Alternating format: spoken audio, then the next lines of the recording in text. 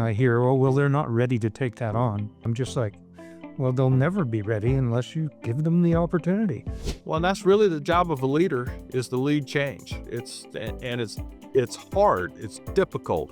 And it's okay if they fail sometimes.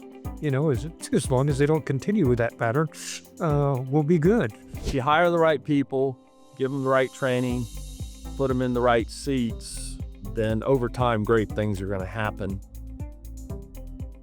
Hello and welcome to Blueprint for Excellence, the Indovance Leadership Series. I'm your host, Sandesh Joshi, founder and CEO of Indovance Inc., a global engineering outsourcing services company.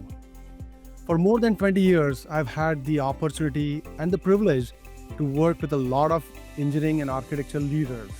I have created this podcast series to bring out the success stories for the benefit of fellow leaders, to-be leaders, entrepreneurs, and the community at large. Success is not accidental. It's purposeful dedication of time and effort. Let's listen, relate to, and learn from what it means to put that in practice. Today, my guests are Benjamin Gardner, CEO of Dekker, and Tim Griffin, Executive Vice President of RMF Engineering. So if I may ask each one of you to introduce yourself and give us a brief history of your career so far. And if I may ask Benjamin, you to start first, please. Good afternoon, everyone. Benjamin Gardner, currently the CEO of Dekker. I've had 25 years here at the firm. I actually started as an intern in 2001, straight out of my master's program.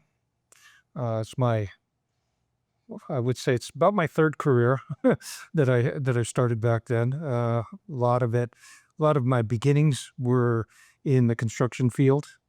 In fact, I don't know if you guys know what adobes are, but they're mud bricks that me and my father and my family made when I was 8 years old. It started, so I was really early in the process. But my father was a great influence on me to steer me towards architecture and design and building. Really taught me how to build. That's about me. We're about Dekker. We're a 200 plus architecture and engineering firm with 3 offices. When I started with the firm, we had about 70 people and had just continued to grow there. We do just about everything except for correctional facilities. That was actually something that got me to be interested in the firm when I heard one of the partners at that time mention that they didn't want to do that type of architecture. I said, well, they're making a stand, which was, I loved, and we kept it. As far as me, I have a lovely wife who also has her master's in architecture, but has never practiced architecture. She actually went into the education field using architectural design processes to create some really interesting Montessori schools that she is the CEO of these days, about 230 kids in that realm. So I have a good sounding board when it comes to dealing with issues. Today is some interesting time in the architecture and engineering fields with everything advances in technology, changes in work attitudes, whatnot. So it's a constant learning experience, even when I thought it was comfortable. Wonderful. A couple of things that struck me. I think you just talked about your wife as a sounding board. And I have learned and heard from so many people, leaders are lonely people. It's great to have a sounding board as your partner. And also, I think the proverbial you talked about from the mailroom to the boardroom, it looks like you have had that journey. So looking forward to learning more. Yeah. I do want to just, in terms of the sounding board, one of the opportunities that my predecessor gave to me when even when I began at the firm, which has really helped me out, was an executive coaching group. And I spent several years, and this is a plug in the Vistage program, which I don't know if you know what that is, but they're a worldwide executive coaching program. And that really helped me quite a bit to get over that loneliness through my career. And I got to say, that's something I would highly advise. We do that here at the firm. We make sure that our up-and-comers get the opportunity to go out and talk with other industry professionals. What I learned from it is we're all dealing with the same issues. It doesn't matter what industry you come from. Absolutely.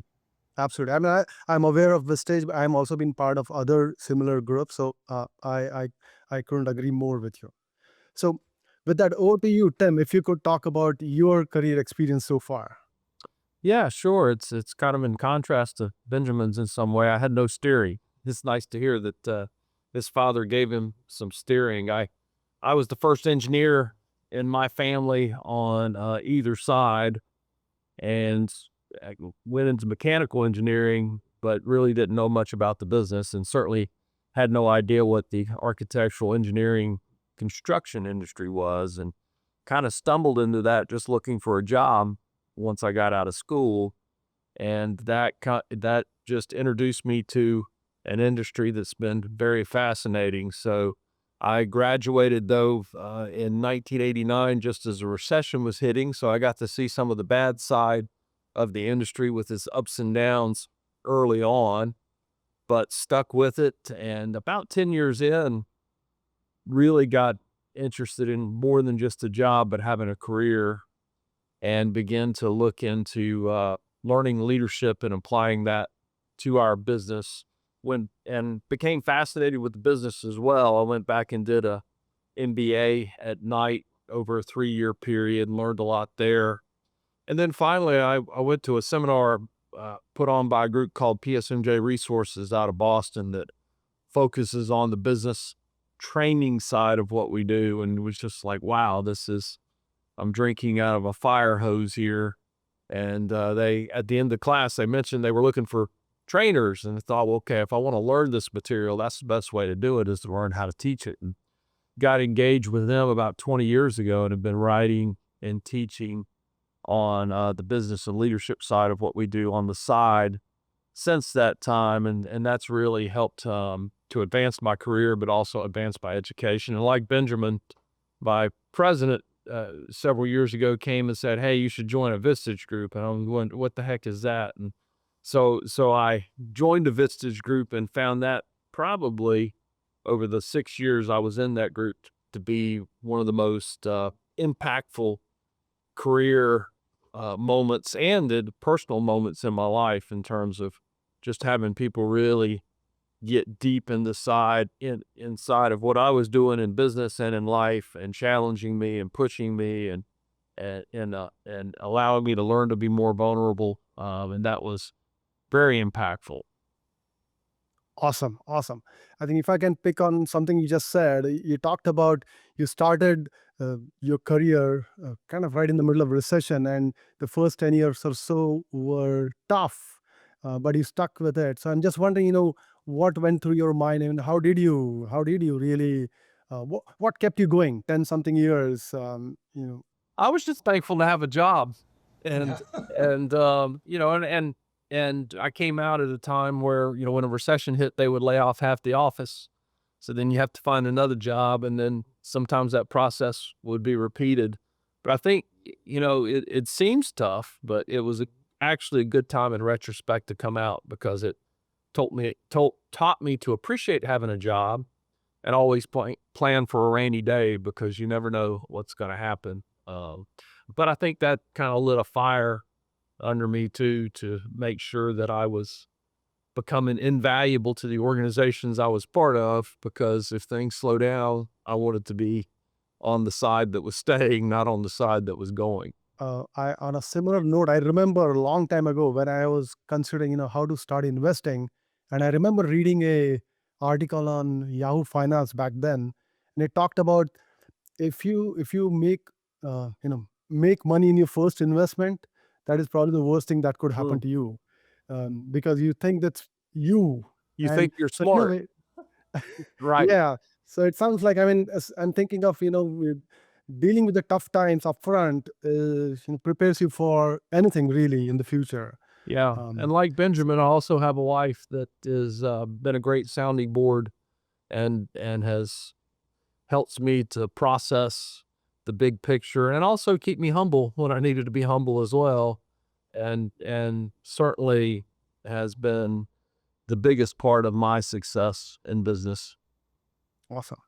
And another thing you just mentioned about, I think a lot of engineers often, or technical people, kind of struggle, or at least see it different, as they climb up the ladder into leadership management. And so I'm wondering, how was that change? How can you look back? What were the challenges? What helped you? Things like that. I think the challenge for me throughout my career here, which has been just wonderful, is um, they really challenged me. They just kept throwing stuff at me, and and I would take it on. Back when I first started leading one of the studios as an associate, the only associate in the firm who ran a studio, um, I had no idea how to manage 50 people or what it is. I was an architect, and nobody trained me for that.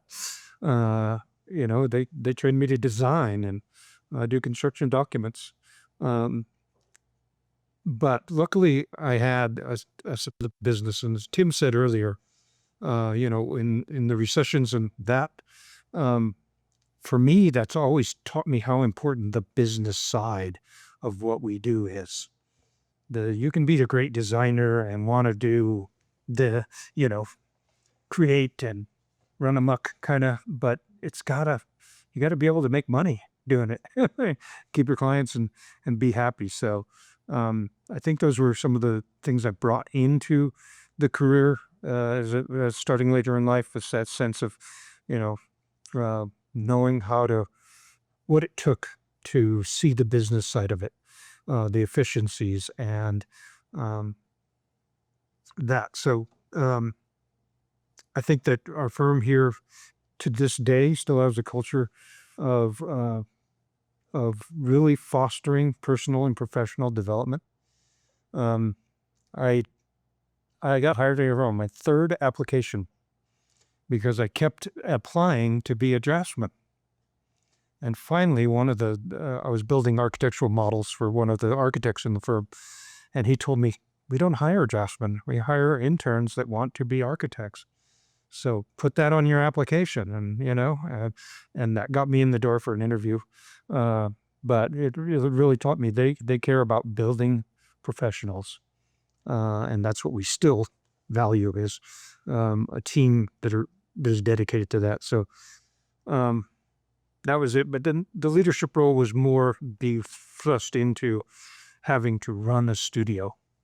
And I got put shortly after the studio we got for the Great Recession hit, and I soon became a principal from there. But one of my first duties as an owner, I had to lay off 17 people, and that was the hardest thing I'd ever done. And on construction sites when I'd worked, I'd fired people before, but not folks that I grew up with, like I had here in the firm, that really were talented, that had no reason to be fired, but laid off. And I made a commitment to myself that I wasn't going to let that happen again. So the challenge is going out and figuring out the business of getting projects. I hadn't written a bunch of proposals in my life. I hadn't, done cold calls, all that stuff. Whatever I did in the first 6 months really wasn't working. So I learned the value of showing up. I got on my bicycle, as everybody here in the firm calls it, and visited every school district in our state, just to walk in and say hello. And usually I'd go unannounced. So I wasn't having to sit there in front of a board of people that were like, "Show us your dog and pony show," but really to find out what kept them up at night, how I could be a resource. And that is something I've taught everybody here at the firm, that to kind of go out there, be humble, ask the question. It's not about us, it's about them and how we can help them and how we can become a trusted advisor. And that really kicked me to that next level when I started landing a lot of work and had repeat clients. 85% of our clients were repeat clients because we're a resource to them beyond there. I wasn't shy to fly my own flag. And I tell that to all of our young folks that start at the firm, because I meet with everybody that starts at the firm as part of orientation. And I tell them, show us what you got. We know you have hidden talents, and make sure that people recognize you for what you're doing. It's not bragging, but just being able to show them that you're excited about accomplishing work. And something I was told by my predecessor was leaders accomplish work through others.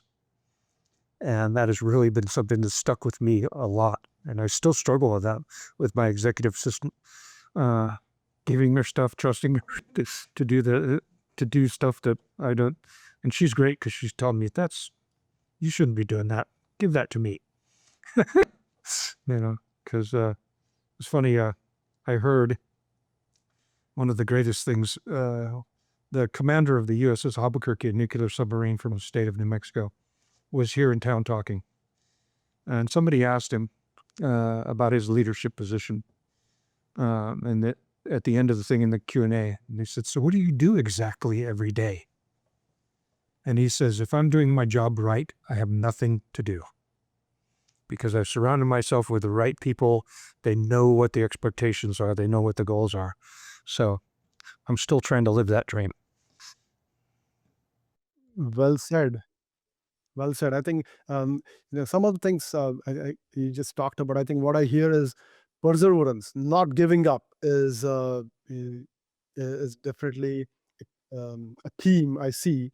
And I think you talked about learning that at the end of the day, making money is important. And I have learned over a period of time. I learned to look at money as I think of money as oxygen for business, and whether I like it or not.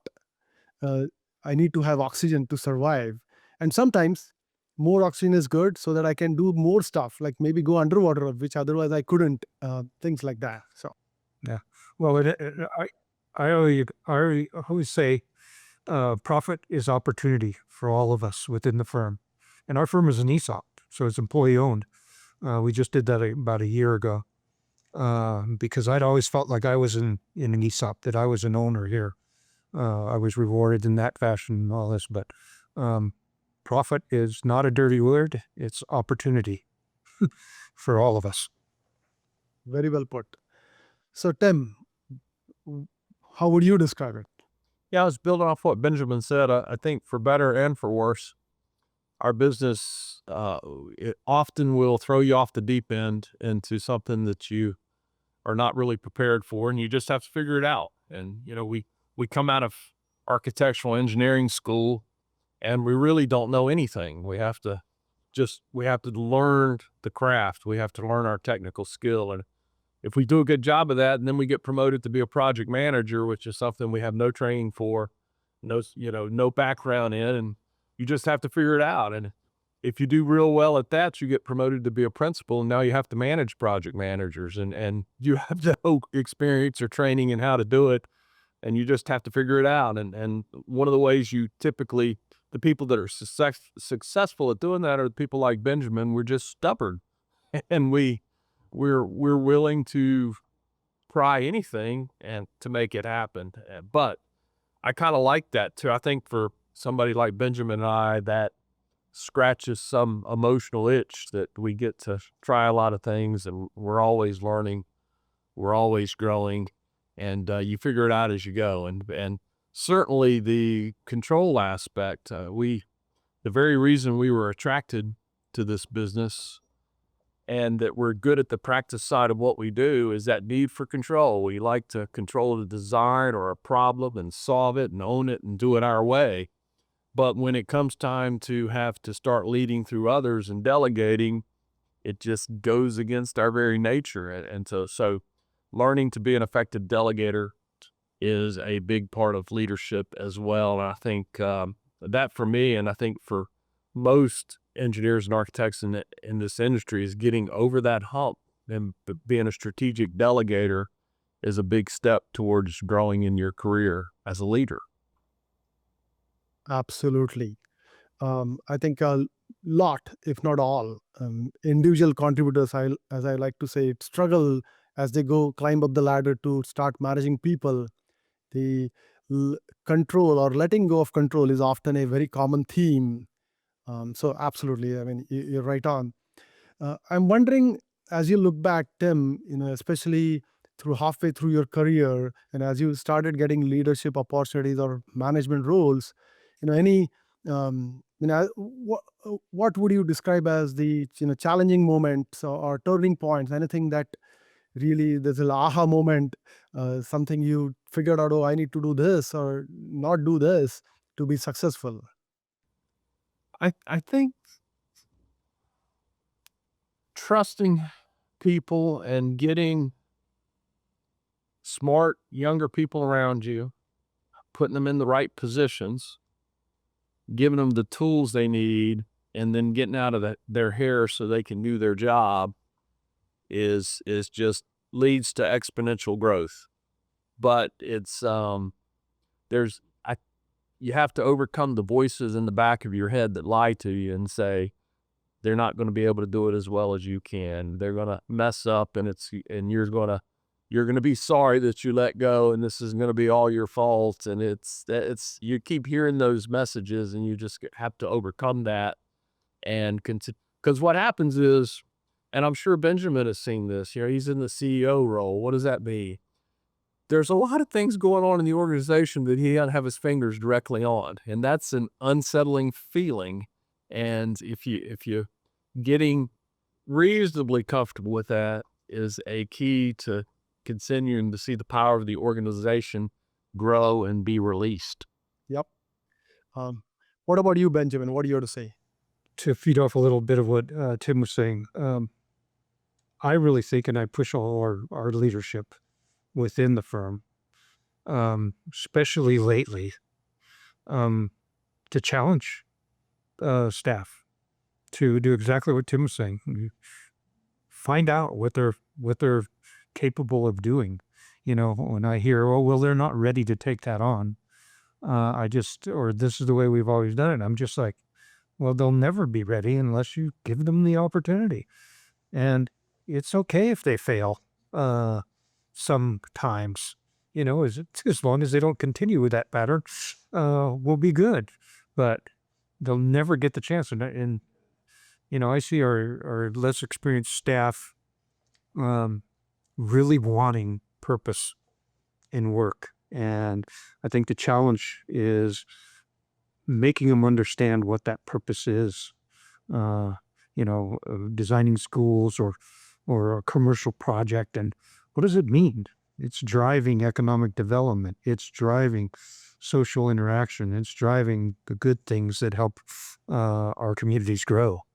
And remind them of that it's not just a, 8 to 5 thing, and, oh, I'm done, I'm out of here, it doesn't matter. I got X accomplished. It really does matter what we're doing. And I can say that for a lot of different professions. If you can get your head around that to see what that value is that you provide. Well, what I learned is change is the only constant. And it's better to embrace it rather than resist it, because it's inevitable anyway. And with change comes innovation, new things, not always all good, but we have to keep moving. Well, and that's really the job of a leader, is to lead change. It's hard, it's difficult, but that's what sets good leaders apart, is that to manage the change. Yeah. So you're not reacting. Yeah. That's kind of always what I've tried to instill with our clients or staff is, if this is a managed change, we know where it's going, we know where we want to be, instead of having to react and not know where we're going to end up. Absolutely. And it's great to, for both of you to talk about, you are not perfect growing up. Like you had challenges in don't know, didn't know, didn't have all the answers, things like that. The humility is so much, I would say, comforting to especially young listeners who might be thinking about, um, I'm struggling now. Can I be a leader tomorrow? So, this is really helpful information.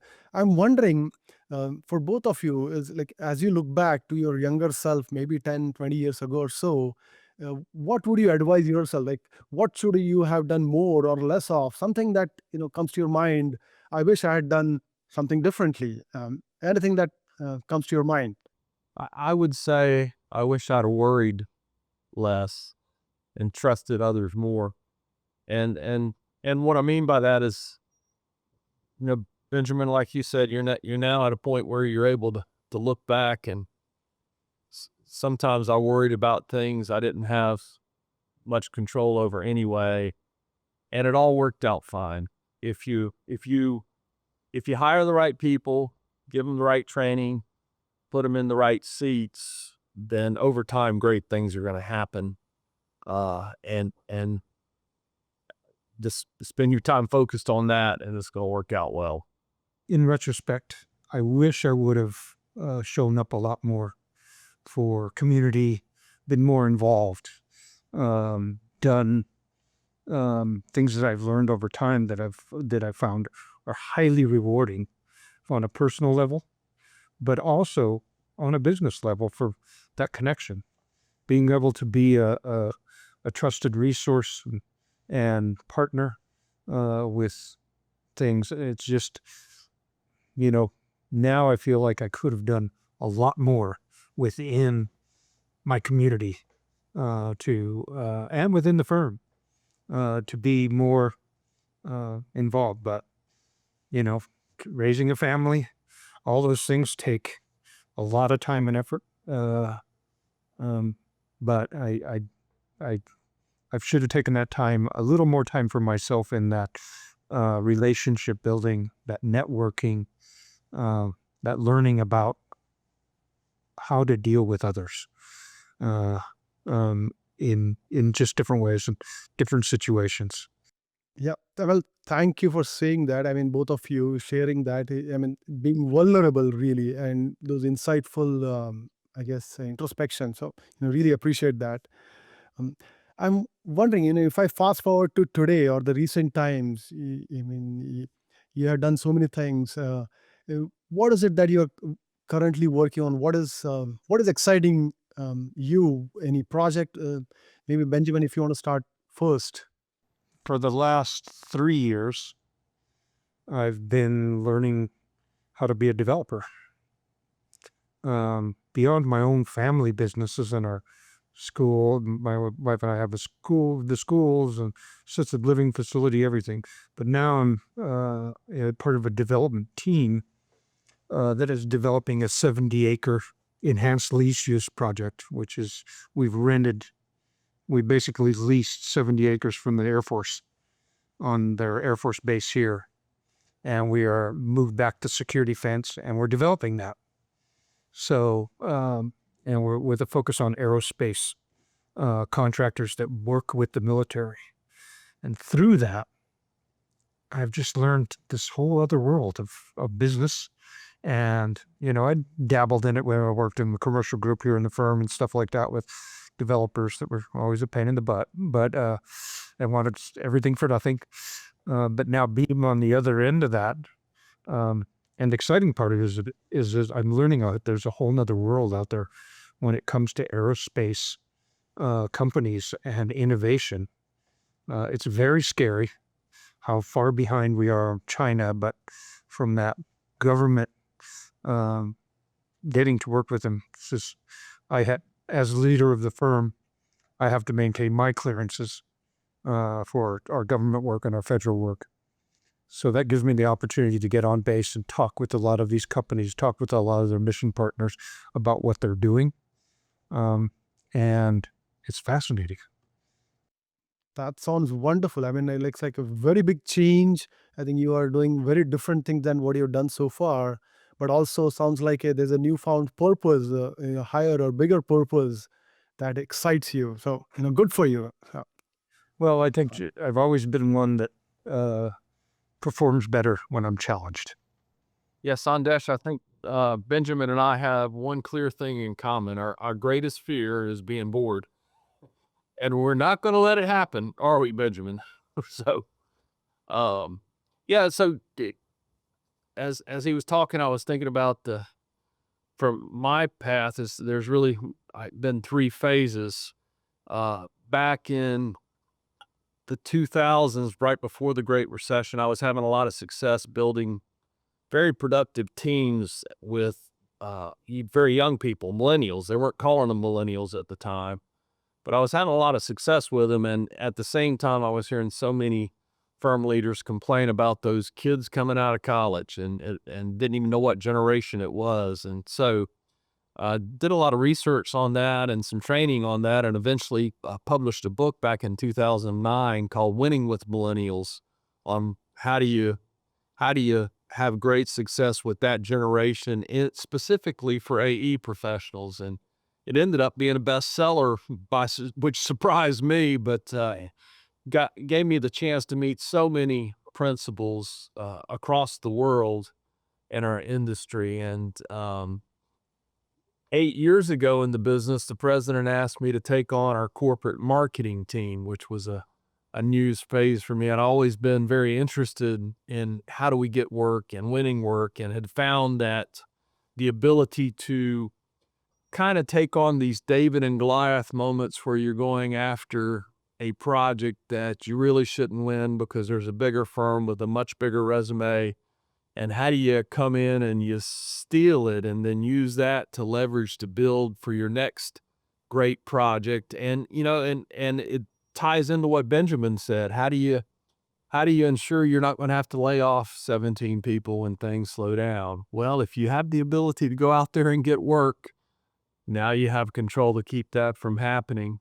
So in building the marketing team over the last 8 years, I really dove into how do we get our success rate in marketing up? And so the last 3 years, we've hit over 50% success rate on our interviews when we have a project interview based on qualifications, and which is fantastic because we're usually interviewing against 4 or 5 other teams. So for the last 5 years, I've been writing a book on strategic interviewing in our industry, not for people, but for projects. And it's just really been a passion project. And traveling around the country, talking to folks like Benjamin, I'll ask, what's a great story of a David and Goliath moment where you did something outside of the box and won a big one? And also, what's a fantastic fail where you had a project in the bag, but somebody on the team did something and you're like, oh, we just lost that job. And I've been collecting these stories to include in the book. And so the book is finally done, and it's getting published the end of May, and it'll be on Amazon. It's called Winning Work. So I'm looking forward to getting out there and meeting and working with more principals on that effort as well. And so the timing of this podcast is key to me as well. I just announced to my firm after 28 years, I'm retiring this summer from being a full-time principal. And so I'm looking forward to that. But part of it is I have enjoyed building into professionals here, but I've also enjoyed going out there and working with principals around the country, and I want to be able to spend more time doing that. So through principals training and strategic planning and those type of resources. So that's the next phase of where I'm heading. So I Benjamin, like you, I think I've got enough going on that I'm not going to drive my wife crazy being around the house all day. So it's exciting. well, I can see the excitement. I can feel, as you talk about your second book. So congratulations and good luck on the launch of you. your Yeah. second book. And you said May, isn't it? End of May. Yes, end of May. So about a month from now, it'll be up on Amazon, ready to go. Awesome. Winning work. Looking forward to that copy of the book. So congratulations and good luck once again. Um, I'm wondering in today's times, one big buzzword is AI. How does that, how's that going on in your circle, your company, your community? Wondering, maybe Tim, if you want to talk about what does AI mean to you or your company? How's that going on? Yeah, I think, our industry is interesting in that, in my experience, and I'm pretty sure as long as there's been architects and engineers, there's never been a breakthrough technology that created massive competitive advantage for firms in our industry. When I came into the business, we were, and I know I'm dating myself here, but people were on drafting boards, and AutoCAD was just starting to come in, and there was about a 5-year period where if you got ahead of it, you could have some advantage with AutoCAD versus the competition, but people adopted it pretty quickly. And then more recently, building information technology has come along, and it was the same pattern. You could get ahead for a little while, but people adopted it pretty quickly. AI, I think, has the potential to really disrupt our industry in some positive and potentially negative ways. In particular, the positive way is the biggest challenge that our industry faces has to do with the war for talent. When I came into the business, there were more engineers and architects than firms needed. That it was a commodity, and that's why when things slowed down, they could just lay them off in mass. Well, boomers have been retiring for years. The size of the population coming into the industry is smaller, and there's less architects and engineers, and the demand for architects and engineers at the same time is going up. So you don't have to be a rocket scientist to know that it's going to continue to get harder and harder to find and keep good people. I think that that's going to force us as an industry to adopt AI faster than we typically would, because, and Benjamin, you're dealing with the older people in our industry are going, we can't touch it with a 10-foot pole. I think that out of desperation, our industry is going to embrace it quicker than we normally would. The other thing I think that we're going to embrace, Sandesh, is what you're involved in. There's wonderful resources overseas that people have been hesitant to utilize, and that need is increasing. And I think the smarter firms are going to learn how to embrace that more as well, so that they can continue to deliver value to their clients. Now, one of the potential negative things, in a lot of industries, your giant firms, your Microsofts, your GEs, they have competitive advantages over the smaller firms. In our business, that's never really been true. If I'm competing against a large firm like a Jacobs on a project that's in my wheelhouse, I have no problem winning that project. They don't have a cost advantage over me based on their scale. AI could change that, because big companies that can spend millions of dollars investing in small internal language models and can invest millions of dollars in very intelligent IT departments may be able to figure out how to squeeze down cost at a rate that is going to be harder for your smaller and mid-sized firms to keep up with. So it's going to be interesting times either way, but I think that AI is going to have a bigger impact on our industry than any previous technology by far. Great. I mean, that's a great perspective. Thank you. What do you think, Benjamin? Well, I agree with him on this. I must have been a savant, because about 5 years ago, right after I took over as CEO, a brilliant young gentleman was introduced to me who has a computer science background, coding, very personal, very smart, very innovative. And he was working for an agricultural company, figuring out how to automate their irrigation systems and this. And so really liked him, and I thought, man, I better hire somebody like this because the technology that's out there right now. And my peers thought I was crazy.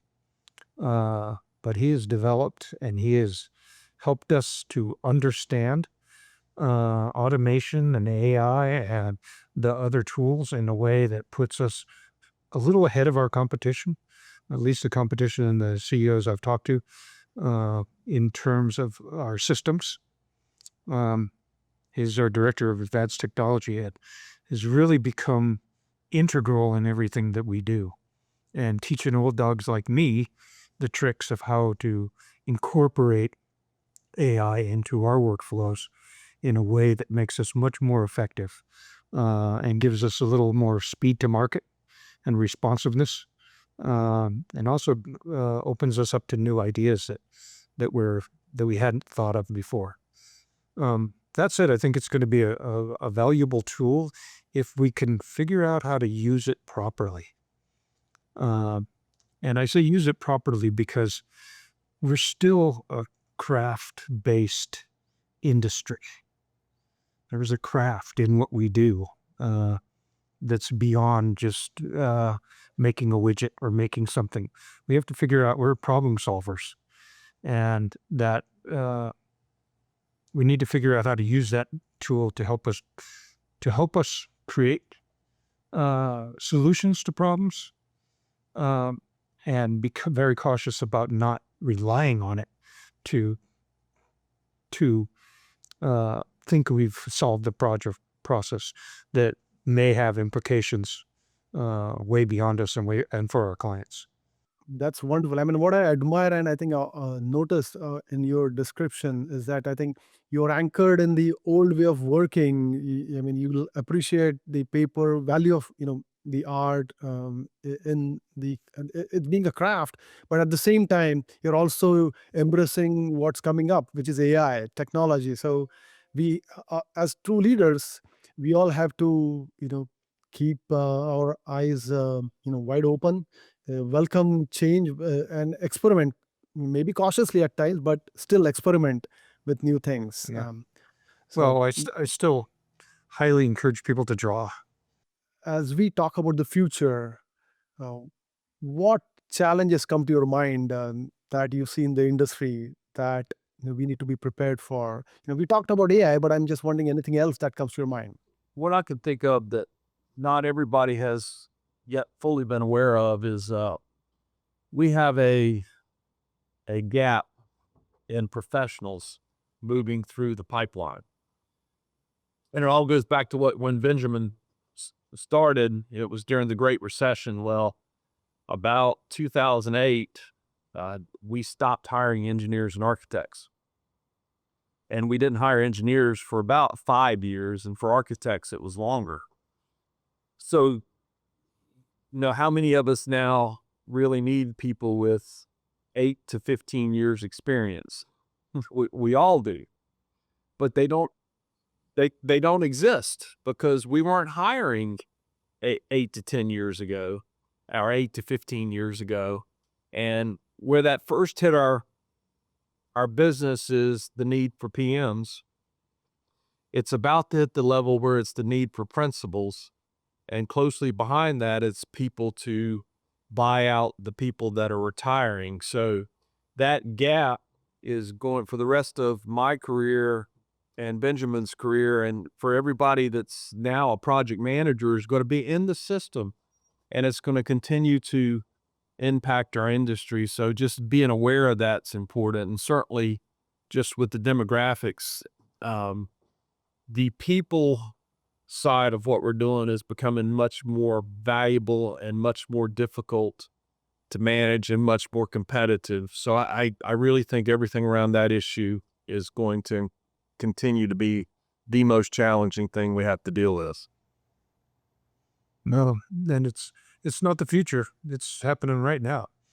I mean, you're exactly right. That gap from the 2008 is prevalent every day. We in did our it to succession ourselves. Yeah, in our Right. succession planning and our project development. That's where we've really put a focus in our firm on Dekker U, having our own in-house learning program. We invested lots of money to make sure that's robust and that we can bring people in that may not have the skills, but quickly get them uh, uh, up to a skill level that we need to do it. And you talked about the management program earlier. Investing in stuff like that is vital as well. Figuring out all the different ways people are learning is the big challenge, and the future is going to be to figure that out before people start using AI themselves to do architecture. You know, what is interesting though, AI could actually help our hiring situation because it is devastating the tech industry, which is particularly for engineers, but I think for architects too, that have been pulled into the graphics part of that industry and the gaming industry. AI is able to replace a lot of that. And, for years we've heard, well, if I work at Google, I get a massage, my lunch is free, I get to bring my dog to the office. Well, Google, they're letting go of people. And in some ways, that's making our industry more attractive because it is a good industry, and it is a much more stable industry than when I came out of school. And you definitely can have a fantastic career there. So there's a silver lining around AI with the hiring too, I think. So Great. As we wrap up for today, the purpose for this podcast series is really to share leadership stories for the benefit of especially to be leaders. And I'm wondering, as you think back, what comes to your mind in terms of let's say, if I ask for a 30-second advice on for a mid-level career person, what is the leadership advice you would give, how to climb up the ladder? Be open, be curious. And meaning being open is open to advice, open to feedback, open to challenge. That is number one, and for my hiring scale, and I don't do a lot of the hiring, our president does most of that, but the give a damn scale was what I use. You can teach the skills, but you can't teach the attitude and the thing. So the other one is be responsive. You talked about the millennials and I forget what it is, the Gen Z stare now thing.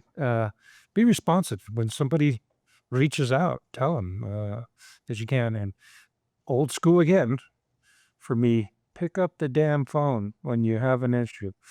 I can't do it. I mean, yeah, my own daughter tells me no. I hate the phone. And I'm just like, but you can accomplish so much so quickly. And the message gets you can make the message crystal clear. Contribute to the solution. So be a partner, be a collaborator, build trust.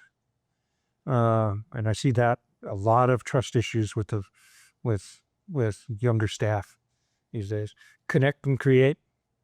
Like I was saying, that I wish I would have done earlier was do a lot more connecting with people, be out there, provide opportunity to each other to learn, to build on it.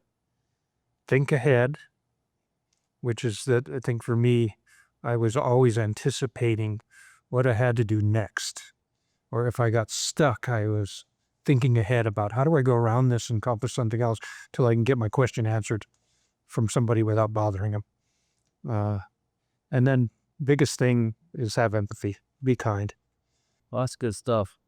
Sandesh, I had 3 things in studying principles in our industry over the last 30 years. I've noticed there's 3 things that if they do these things, their careers really tend to take off over time. First one is power comes to those who bring in work. So learn how to bring in work. If you can bring in work, the power in your organization will go up because it's a skill that's very valued. And that's what the book I just mentioned is talking about. The second one is power comes to those who fire effectively. And The reason that happens is because very few people in our industry can do that. If you're building a team, you have to get rid of the dead weight that can't get it turned around, or your stars and your superstars will get frustrated and leave. But if you can continue to call that team, you can really build a high-performance team. And the last one is power comes to those who learn to lead leaders around them, not just leading followers, but leading leaders, because there's an exponential growth impact if you can develop leaders around you who then turn around and do it, and it keeps getting repeated. So invest in your leadership, get leadership resources to learn how to be that leader that can attract people and train them to be leaders who can repeat that process. You can do those three things, your career is really going to take off. Awesome. Power to you. That's what you're saying. If you can Yep. do that. Yep. So very well said. I mean, you have given a lot of food for thought. I really appreciate both of you being on this podcast series. So thank you for your time. Indovance, the tagline is "Let's grow together," and in that spirit, thank you both of you for sharing your stories to help us all grow together. So with that, thank you once again, and have a wonderful day.